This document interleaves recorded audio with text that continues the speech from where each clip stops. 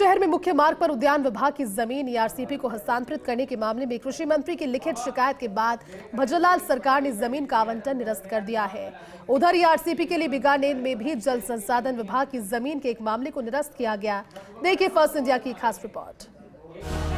अलवर के मुख्य मार्ग पर उद्यान विभाग की राजहंस नर्सरी की जमीन ईआरसीपी को हस्तांतरित कर उसे नीलाम करने के मामले में कृषि मंत्री किरोड़ी लाल मीणा ने मुख्यमंत्री भजनलाल शर्मा को पत्र लिखा था। उससे पहले कृषि और उद्यानिकी विभाग के प्रमुख शासन सचिव वैभव गालरिया ने जल संसाधन विभाग के एसीएस अभय कुमार को पत्र लिखकर जमीन का आवंटन निरस्त करने की मांग की थी।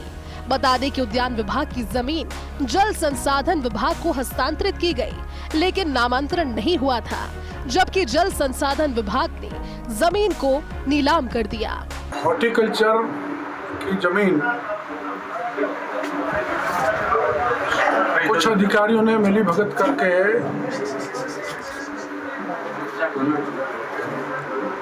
अलवर में कौड़ियों के भाव बेच डाली थी।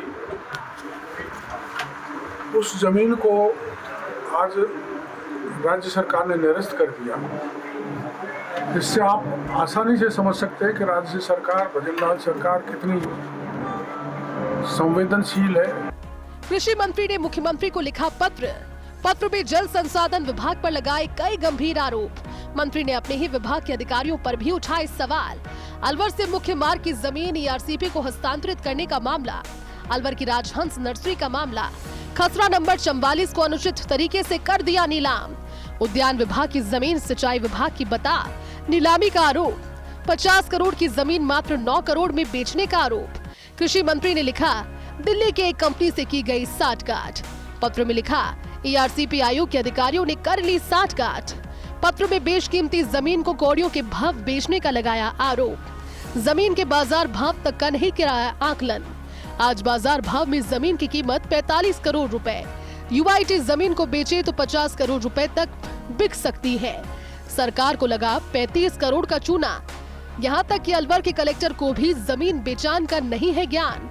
उद्यान विभाग के लोग आखिर क्यों चुप, यह भी जांच का विषय। यह तो केवल अलवर की जमीन का मामला पता लगा। ईआरसीपी के नाम राजस्थान भर में जमीनें बेचने का बड़ा घोटाला हो रहा है।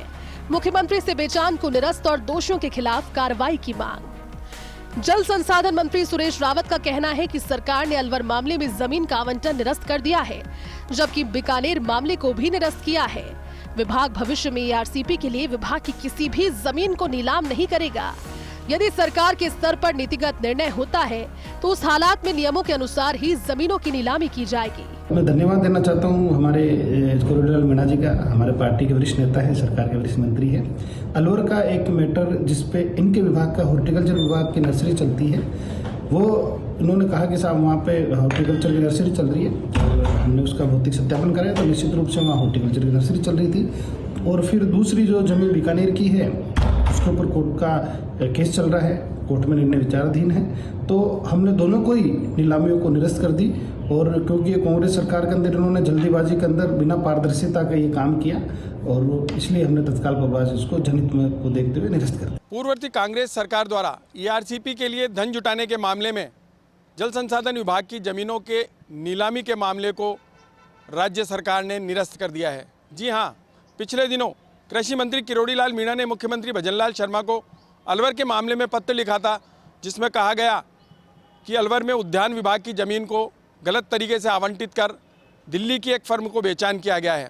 इस मामले को गंभीरता से लेते हुए मुख्यमंत्री ने तुरंत प्रभाव से ज़मीन का आवंटन निरस्त कर दिया है। ऐसा ही एक मामला बीकानेर में सामने आया था, उसमें भी ज़मीन की नीलामी निरस्त की गई है। अब विभाग का कहना है कि भविष्य में किसी भी प्रकार की ज़मीन नीलाम नहीं की जाएगी और विभाग को अब फूंक कर कदम रखने होंगे। कैमरामैन राकेश के साथ Vinod Singh Chauhan, first India news, Jaipur.